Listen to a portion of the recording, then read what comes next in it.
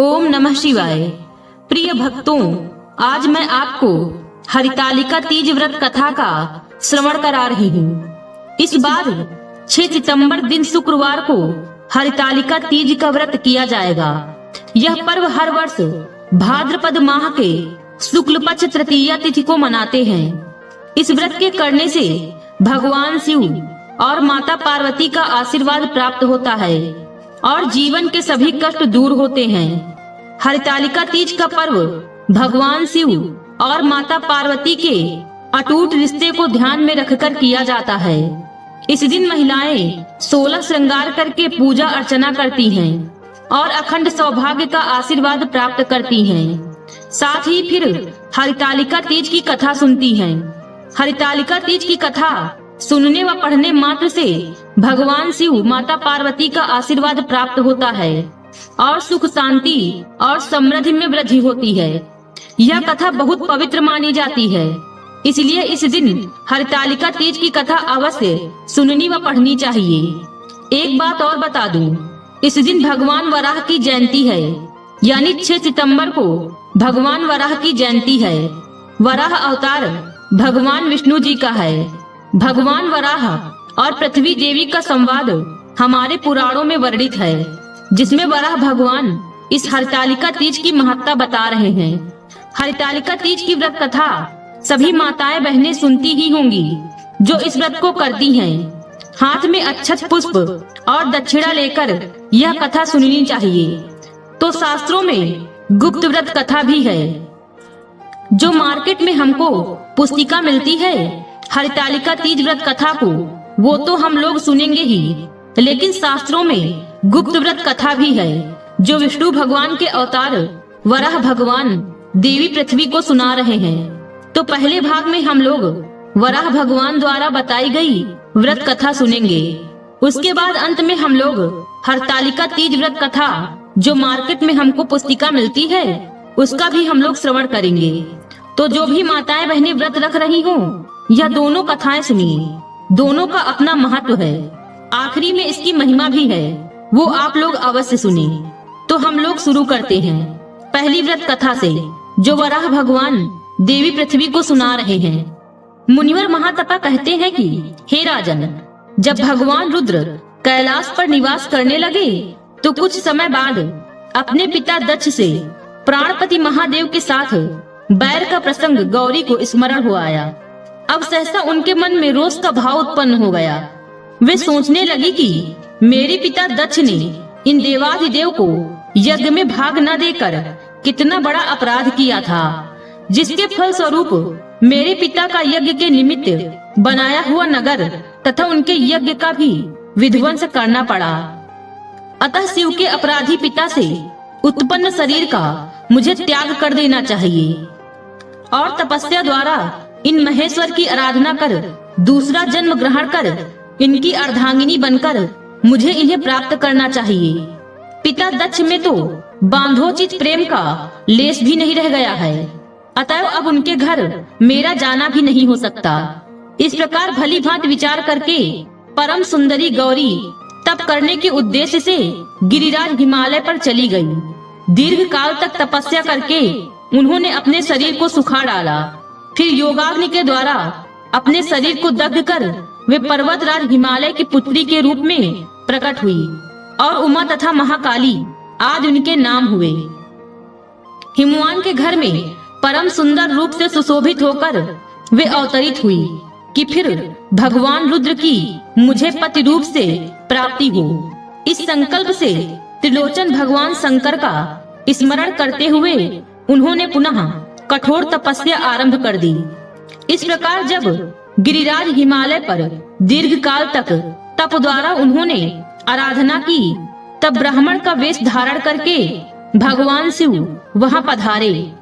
उस समय उनका वृद्ध शरीर था और सभी अंग शिथिल हो रहे थे। साथ ही वे पग पग पर गिरते पड़ते चल रहे थे। बड़ी कठिनाई से वे पार्वती के पास पहुंचकर बोले, भद्रे, मैं अत्यंत भूखा ब्राह्मण हूँ, मुझे कुछ खाने योग्य पदार्थ दो। उनके इस प्रकार कहने पर परम कल्याणमयी शैलेंद्र नंदिनी उमा ने उन ब्राह्मण से कहा कि विप्रवर, मैं आपको भोजनार्थ फल आदि पदार्थ दे रही हूँ। आप यथाशीघ्र स्नान कर इच्छा अनुसार उन्हें ग्रहण करें। उनके यह कहने पर वे ब्राह्मण देवता पास में ही बहती हुई गंगा के जल में स्नान करने के लिए उतरे। उन ब्राह्मण वेशधारी शिव ने स्नान करते समय ही स्वयं माया स्वरूप एक भयंकर मगर का रूप धारण कर उन ब्राह्मण का यानी अपना ही पैर पकड़ लिया। फिर पार्वती जी को यह सब लीला दिखाते हुए कहने लगे, दौड़ो दौड़ो, मैं भारी विपत्ति में पड़ गया हूँ।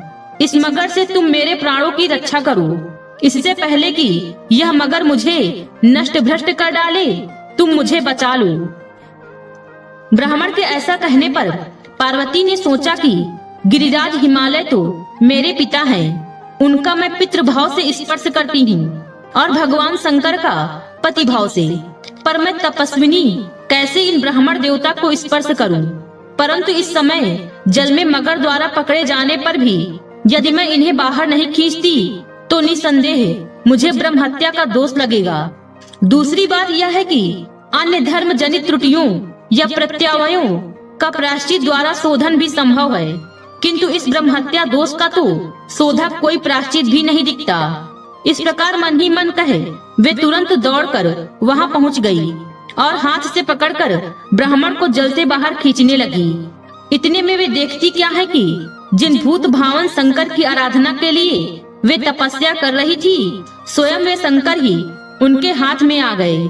इस प्रकार उन्हें देखकर वे लज्जित हो गई और पूर्व समय का त्याग उन्हें स्मरण हुआ आया। अत्यंत लज्जा के कारण उन परम सुंदरी उमा के मुख से भगवान शंकर के प्रति कोई वचन नहीं निकल रहा था। वे बिल्कुल मौन हो गई। इस पर भगवान रुद्र मुस्कुराते हुए कहने लगे कि भद्रे, तुम मेरा हाथ पकड़ चुकी हो, फिर मेरा त्याग करना तुम्हारे लिए उपयुक्त नहीं है। कल्याणी, तुम यदि मेरा पाणी ग्रहण निष्फल कर दोगी तो मुझे अब अपने भोजन के लिए ब्रह्मपुत्री सरस्वती से कहना पड़ेगा। यह उपहास की परंपरा आगे न बढ़े, ऐसा सोचकर कुछ लज्जित सी हुई पार्वती कहने लगी, देवाधिदेव महेश्वर, आप तीनों लोकों के स्वामी हैं। आपको पाने के लिए मेरा यह प्रयत्न है।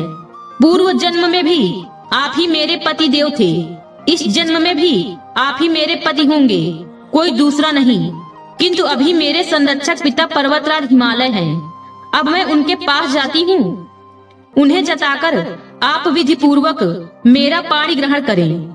इस प्रकार कहकर परम सुंदरी भगवती उमा अपने पिता हिमालय के पास गई और हाथ जोड़कर उनसे कहा, पिताजी, मुझे अनेक लक्षणों से प्रतीत होता है कि पूर्व जन्म में भगवान रुद्र ही मेरे पति रहे हैं। उन्होंने ही दक्ष के यज्ञ का विध्वंस किया था। वे ही संसार के संरक्षक रुद्र ब्राह्मण का वेश धारण कर तपोवन में मेरे पास आए और मुझसे भोजन की याचना की। आप स्नान कराइए। मेरी इस प्रेरणा पर वे वृद्ध ब्राह्मण का वेश बनाए हुए गंगा में गए। फिर वहां मगर द्वारा ग्रस्त हो जाने पर उन्होंने मुझे सहायता के लिए पुकारा, परंतु पिताजी, मुझे ब्रह्म हत्या न लग जाए, इस भय से मैंने अपने हाथ से उन्हें पकड़ लिया। मेरे पकड़ते ही वे अपने वास्तविक रूप में प्रकट हो गए और कहने लगे, देवी, यह तो पाणी ग्रहण है। तपोधने, इसमें तुम्हें अन्यथा विचार नहीं करना चाहिए। उनके ऐसा कहने पर उनसे स्वीकृत लेकर मैं आपसे पूछने आई हूँ, अतः इस अवसर पर मेरा जो कर्तव्य हो उसे आप शीघ्र बताने की कृपा कीजिए। पार्वती की ऐसी बात सुनकर हिमालय बड़े प्रसन्न हुए और अपनी पुत्री से कहने लगे, सुमुखी, मैं आज संसार में अत्यंत धन्य हूँ, जो स्वयं भगवान शंकर मेरे जमाता होने वाले हैं। तुम्हारे द्वारा मैं सचमुच संततिवान बन गया। पुत्री, तुमने मुझको देवताओं का सिरमौर बना दिया है, पर क्षण भर रुकना, मेरे आने तक थोड़ी प्रतीक्षा करना। इस प्रकार कहकर पर्वतराज हिमालय संपूर्ण देवताओं के पितामह ब्रह्मा जी के पास गए। वहां उनका दर्शन कर गिरिराज ने नम्रता पूर्वक कहा, भगवान, उमा मेरी पुत्री है, आज मैं उसे भगवान रुद्र को देना चाहता हूँ। इस पर श्री ब्रह्मा जी ने भी उन्हें दे दो कहकर अनुमति दे दी। ब्रह्मा जी के ऐसा कहने पर पर्वतराज हिमालय अपने घर पर गए और तुरंत ही तुम्बुरो, नारद, हाहा और हुहू को बुलाया, फिर किन्नरों, असुरों और राक्षसों को भी सूचना दी। अनेक पर्वत, नदियां, वृक्ष, औषधि वर्ग तथा छोटे बड़े अन्य पाषाण भी मूर्ति धारण कर भगवान शंकर के साथ होने वाले पार्वती के विवाह को देखने के लिए वहां आए। उस विवाह में पृथ्वी ही वेदी बनी और सातों समुद्र ही कलश। सूर्य एवं चंद्रमा उस शुभ अवसर पर दीपक का कार्य कर रहे थे तथा नदियां जल ढोने परसने का काम कर रही थी। जब इस प्रकार सारी व्यवस्था हो गई, तब गिरिराज हिमालय ने मंदराचल को भगवान शंकर के पास भेजा। भगवान शंकर की स्वीकृति से मंदराचल तत्काल वापस आ गए। फिर तो भगवान शंकर ने विधि पूर्वक उमा का पाणी ग्रहण किया। उस विवाह के उत्सव पर पर्वत और नारद यह दोनों गान कर रहे थे। सिद्धों ने नाचने का काम पूरा किया था। वनस्पतियां अनेक प्रकार के पुष्पों की वर्षा कर रही थी तथा सुंदर रूपवती अप्सराएं उच्च स्वर से गा गा कर नृत्य करने में संलग्न थी। उस विवाह महोत्सव में लोक पितामह चतुर्मुख ब्रह्मा जी स्वयं ब्रह्मा के स्थान पर विराजमान थे। उन्होंने प्रसन्न होकर उमा से कहा, पुत्री, संसार में तुम जैसी पत्नी और शंकर सरीखे पति सबको सुलभ हो। भगवान शंकर और भगवती उमा दोनों एक साथ बैठे थे। उनसे इस प्रकार कहकर ब्रह्मा जी अपने धाम को लौट आए। भगवान वराह जी आगे कहते हैं कि पृथ्वी, रुद्र का प्राकट्य, गौरी का जन्म तथा विवाह, यह सारा प्रसंग राजा प्रजापालक के पूछने पर परम तपस्वी महातपा ऋषि ने उन्हें जैसे सुनाया था, वह संपूर्ण वृत्तांत मैंने तुम्हें बता दिया। देवी गौरी के जन्म, विवाह आदि सभी कार्य तृतीया तिथि को ही संपन्न हुए थे। अतएव तृतीया तिथि उनकी तिथि मानी जाती है। उस तिथि को नमक खाना सर्वथा निषिद्ध है। जो स्त्री उस दिन उपवास करती है, उसे अचल सौभाग्य की प्राप्ति होती है। दुर्भाग्यग्रस्त स्त्री या पुरुष तृतीया तिथि को लवण के परित्याग पूर्वक यानी नमक के परित्याग पूर्वक इस प्रसंग का श्रवण करे तो उसको सौभाग्य, धन, संपत्ति और मनोवांछित पदार्थों की प्राप्ति होती है। उसे जगत में उत्तम स्वास्थ्य, कांति और पुष्टि का भी लाभ होता है। भगवान के कहने का अभिप्राय यह है कि जो भी दुखी हो, दुखग्रस्त हो, दुर्भाग्यग्रस्त हो, तो वह स्त्री हो या पुरुष तृतीया के दिन नमक नहीं खाए और यह कथा प्रसंग तृतीया के दिन सुने। सुबह सुबह सुन ले या शाम को सुन ले, सुबह सुबह अच्छा रहेगा। आप लोग सुबह सुबह इस प्रसंग को सुनिए। भगवान वराह कहते हैं कि वह स्त्री हो या पुरुष, उसको सौभाग्य, धन, संपत्ति और मनोवांछित पदार्थ की प्राप्ति होती है। बोलिए श्री उमा महेश्वर भगवान की जय। ओम नमः पार्वती पते, हर हर महादेव। अब हम लोग जो मार्केट में हरतालिका तीज की व्रत कथा की पुस्तक मिलती है, उस पुस्तक के माध्यम से यह व्रत कथा हम लोग श्रवण करेंगे। हरतालिका तीज का यह प्रसिद्ध व्रत भादव मास के शुक्ल पक्ष में तृतीया को किया जाता है। तृतीया तिथि को किए जाने के कारण स्त्रियों में यह व्रत अधिकतर तीजो नाम से जाना जाता है। कुंवारी लड़कियों में यह व्रत इच्छित वर पाने की आशा से तथा विवाहित स्त्रियां सुहाग की रक्षा और पति सुखी की कामना करके करती हैं। प्राचीन काल से चल रही मान्यता है कि इस व्रत को करने वाली स्त्रियां पार्वती के समान सुख पूर्वक जीवन यापन करके शिवलोक को प्राप्त होती हैं। हरतालिका व्रत का विधान, व्रत करने वाला व्यक्ति सूर्योदय के पहले उठे और भगवान शंकर जी का स्मरण करे, फिर नित्य कर्मों से निवृत्त होकर शिवालय में जाए।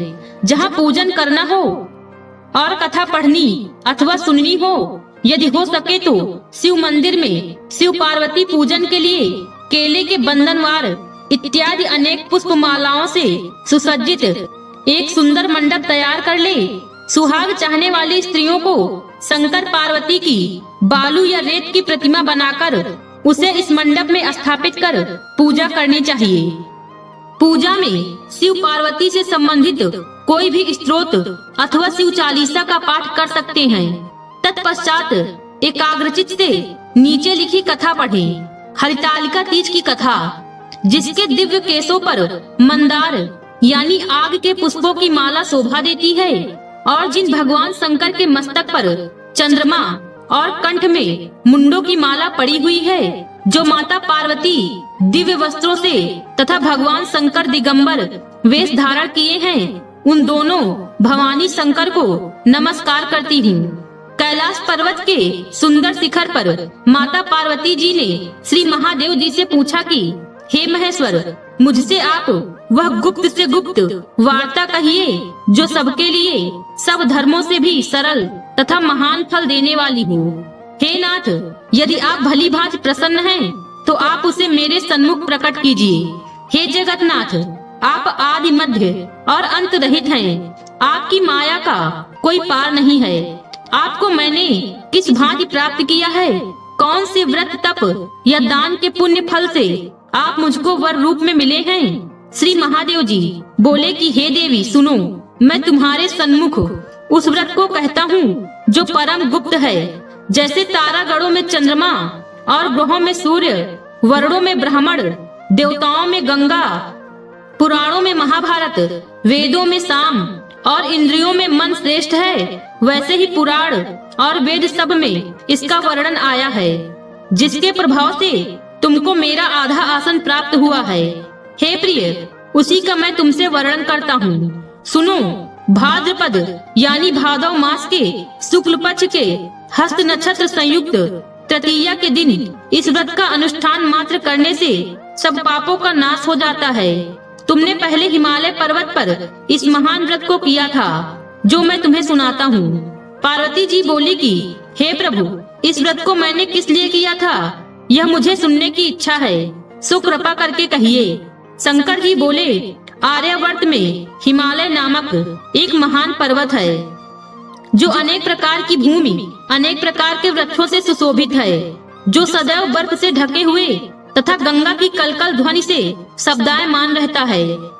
हे पार्वती, तुमने बाल्यकाल में उसी स्थान पर परम तप किया था और तुमने 12 वर्ष तक जल में रहकर तथा वैशाख मास में अग्नि में प्रवेश करके तप किया।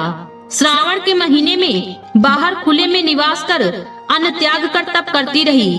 तुम्हारे उस कष्ट को देखकर तुम्हारे पिता को बड़ी चिंता हुई। वे चिंतातुर होकर सोचने लगे कि मैं इस कन्या की किससे शादी करूं।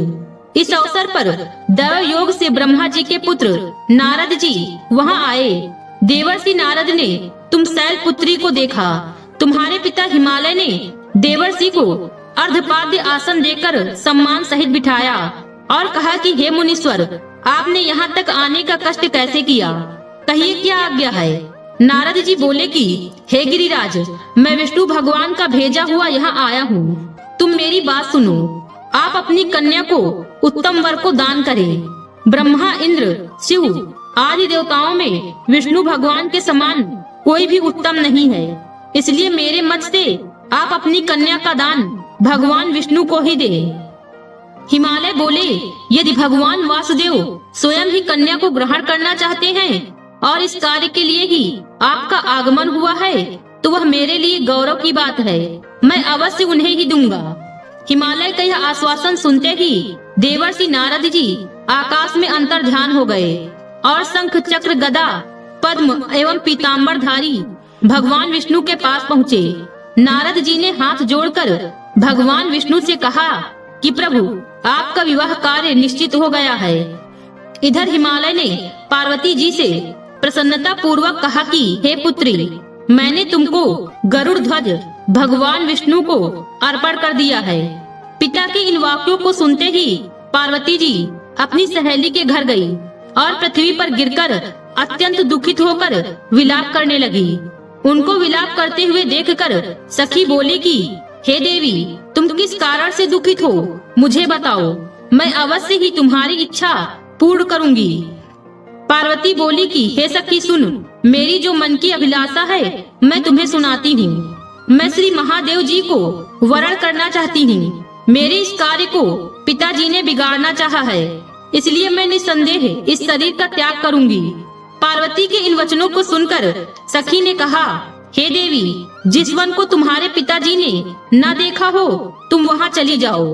तब हे देवी पार्वती, तुम अपनी सखी का यह वचन सुन ऐसे ही वन को चली गई।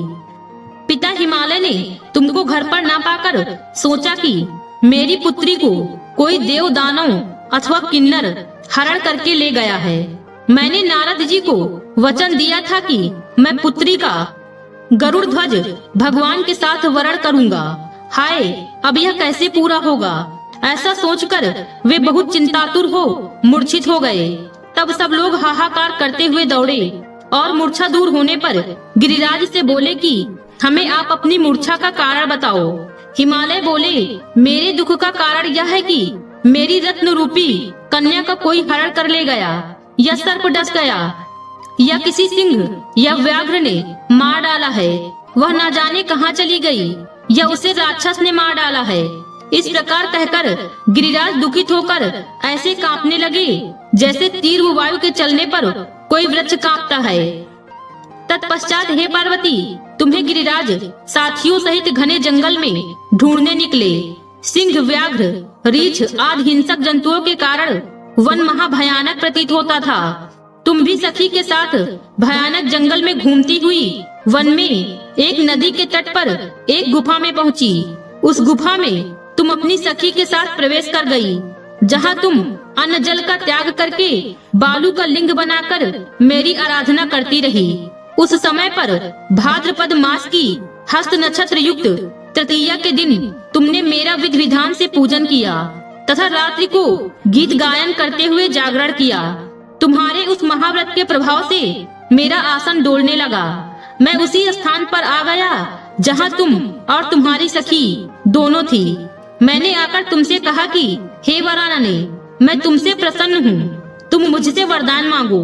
तब तुमने कहा कि हे देव, यदि आप मुझसे प्रसन्न हैं, तो आप महादेव जी ही मेरे पति हूँ। मैं तथास्तु ऐसा कहकर कैलाश पर्वत को चला गया और तुमने प्रभात होते ही मेरी इस बालू की प्रतिमा को नदी में विसर्जित कर दिया। हे शुभे, तुमने वहाँ अपनी सखी सहित व्रत का पारायण किया। इतने में तुम्हारे पिता हिमवान भी तुम्हें ढूंढते ढूंढते उसी घने वन में आ पहुँचे। उस समय उन्होंने नदी के तट पर 2 कन्याओं को देखा तो वे तुम्हारे पास आ गए और तुम्हें हृदय से लगाकर रोने लगे और बोले, बेटी, तुम इस सिंह, व्याघ्र आदि युक्त घने जंगल में क्यों चली आई? तुमने कहा कि हे पिताजी, मैंने पहले ही अपना शरीर शंकर जी को समर्पित कर दिया था, किंतु आपने इसके विपरीत कार्य किया, इसलिए मैं वन में चली आई। ऐसा सुनकर हिमवान ने तुमसे कहा कि मैं तुम्हारी इच्छा के विरुद्ध यह कार्य नहीं करूँगा। तब वे तुम्हें लेकर घर को आए और तुम्हारा विवाह मेरे साथ कर दिया। हे प्रिय, उसी व्रत के प्रभाव से तुमको मेरा अर्धासन प्राप्त हुआ है। इस व्रत राज को मैंने भी अभी तक किसी के सन्मुख वर्णन नहीं किया है। हे देवी, अब मैं तुम्हें यह बताता हूँ कि इस व्रत का यह नाम क्यों पड़ा। तुमको सखी हरण करके ले गई थी, इसलिए हरतालिका नाम पड़ा। पार्वती जी बोली कि हे स्वामी, आपने इस व्रतराज का नाम तो बता दिया, किंतु मुझे इसकी विधि एवं फल भी बताइए कि इसके करने से किस फल की प्राप्ति होती है। तब भगवान शंकर जी बोले, इस स्त्री जाति के अत्युत्तम व्रत की विधि सुनिए। सौभाग्य की इच्छा रखने वाली स्त्रियां इस व्रत को विधि पूर्वक करें। केले के खम्भों से मंडप बनाकर उसे वंदनवारों से सुशोभित करें। उसमें विविध रंगों के उत्तम रेशमी वस्त्र की चांदनी ऊपर तान दे। चंदन आदि सुगंधित द्रव्य का लेपन करके स्त्रियां एकत्र हों। शंख, भेरी, मृदंग आदि बजावें। विधि पूर्वक मंगलाचार करके श्री गौरी शंकर की बालू निर्मित प्रतिमा स्थापित करें। फिर भगवान शिव, पार्वती जी का गंध, धूप, पुष्प आदि से विधि पूर्वक पूजन करें। अनेकों नैवेद्य का भोग लगावें और रात्रि को जागरण करें। नारियल, सुपारी, जवारी, नींबू, लौंग, अनार, नारंगी आदि ऋतु फलों तथा फलों को एकत्रित करके धूप, दीप आदि से पूजन करके कहे कि हे कल्याण स्वरूप शिव, हे मंगल रूप शिव, हे मंगल रूप महेश्वरी, हे शिवे, सब कामनाओं को देने वाली देवी, कल्याण रूप तुम्हें नमस्कार है। कल्याण स्वरूप माता पार्वती, हम तुम्हें नमस्कार करते हैं। भगवान शंकर जी को सदैव नमस्कार करते हैं। हे ब्रह्म रूपणी, जगत का पालन करने वाली माँ, आपको नमस्कार है। हे सिंह वाहिनी, मैं सांसारिक भय से व्याकुल हूँ, तुम मेरी रक्षा करो। हे महेश्वरी, मैंने इसी अभिलाषा से आपका पूजन किया है। हे पार्वती माता, आप मेरे ऊपर प्रसन्न होकर मुझे सुख और सौभाग्य प्रदान कीजिए। इस प्रकार के शब्दों द्वारा उमा सहित शंकर जी का पूजन करें। विधि पूर्वक कथा सुनकर गौ, वस्त्र, आभूषण आदि ब्राह्मणों को दान करें। इस प्रकार से व्रत करने वाले के सब पाप नष्ट हो जाते हैं। यहाँ पर व्रत कथा संपूर्ण होती है। व्रत कथा सुनने के बाद हमने जो हाथ में द्रव्य लिया है वो भगवान के आगे अर्पित कर दें और जब हम लोग विसर्जन करेंगे तो ये सभी द्रव्य ब्राह्मण को दान कर दें। व्रत कथा सुनने के बाद शिव जी की आरती करें। ओम जय शिव ओंकारा, प्रभु हर शिव ओंकारा, ब्रह्मा विष्णु सदा शिव अर्धांगी धारा। ओम जय शिव ओंकारा, एकानन चतुरानन पंचानन राजे, शिव पंचानन राजे, हंसानन गरुड़ासन वृषवाहन साजे। ओम हर हर हर महादेव। दो भुज चार चतुर्भुज, दस भुज अति सोहे, शिव दस भुज अति सोहे। तीनों रूप निरखता, तीनों रूप निरखता, त्रिभुवन जन मोहे। ओम हर हर हर महादेव। अक्षमाला बनमाला मुंडमाला धारी, शिव मुंडमाला धारी। चंदन मृग मद सोहे, भोले शशिधारी। ओम हर हर हर महादेव। श्वेतांबर पीतांबर बाघांबर अंगे, शिव बाघांबर अंगे। ब्रह्मादिक सनकादिक प्रेतादिक संगे। ओम हर हर हर महादेव। करके मध्य कमंडल अव त्रिशूल धारी, शिव त्रिशूल धारी। सुखकारी दुखहारी जगपालनकारी। ओम हर हर हर महादेव। ब्रह्मा विष्णु सदा शिव जानत अविवेका, शिव जानत अविवेका। प्रणवाक्षर में शोभित ये तीनों एका। ओम हर हर हर महादेव। त्रिगुण स्वामी जी की आरती जो कोई नर गावे, हाँ प्रेम सहित गावे। कहत शिवानंद स्वामी मनवांछित फल पावे। ओम हर हर हर महादेव। ओम हर हर हर महादेव। नमः पार्वती पतये हर हर महादेव। ओम नमः शिवाय। प्रिय भक्तों, आज की वीडियो में बस इतना ही। उम्मीद है यह कथा आपको पसंद आई होगी। इस कथा में बोलते समय कोई त्रुटि हुई हो तो क्षमा करें। कथा पसंद आई हो तो वीडियो को लाइक और शेयर करें और चैनल को सब्सक्राइब कर दें और कमेंट बॉक्स में हर हर महादेव लिखना बिल्कुल न भूलें। मिलते हैं अगले वीडियो में। खुश रहिए और खुशियाँ बांटते रहिए। हर हर महादेव।